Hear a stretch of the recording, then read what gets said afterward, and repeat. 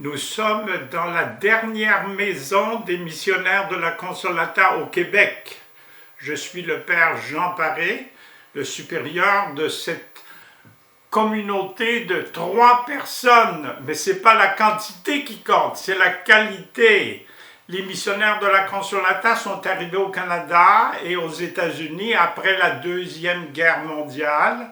Les missionnaires de la Consolata avaient beaucoup de pères qui ne pouvaient pas retourner en Afrique parce qu'ils étaient des Italiens et les Anglais ne voulaient pas les avoir.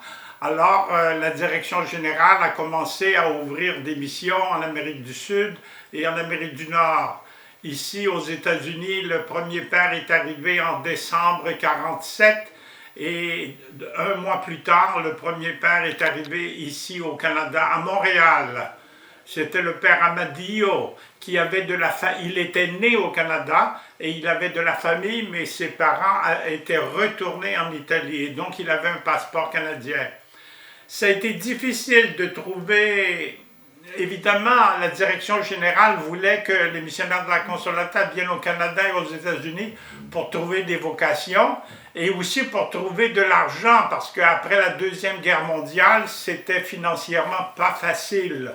Et donc le père Amadio a cherché un endroit où aller. Ça a été difficile.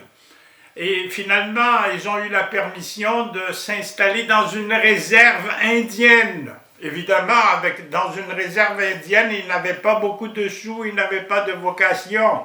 Donc en 1952, ils sont venus s'installer ici à Montréal, où il y avait encore beaucoup de vocations. Et le cardinal Léger leur a dit « Je vous donne la permission de venir travailler à Montréal à condition que vous acceptiez de travailler dans les paroisses italiennes. » Donc il nous a donné 2 paroisses italiennes. Et finalement, pendant une vingtaine d'années, presque tous les missionnaires étaient engagés dans la pastorale paroissiale. Ce n'est qu'à partir des années 70 que de plus en plus on s'est engagé dans l'animation missionnaire. La période la plus glorieuse, ça a été évidemment les années 80. Nous étions une quinzaine d'animateurs missionnaires, nous allions partout au Québec, nous faisions des centaines de journées missionnaires, nous allions dans les écoles. On a eu une quinzaine de vocations du Québec. Moi, je ne suis pas la meilleure, évidemment, mais on en a eu des bonnes.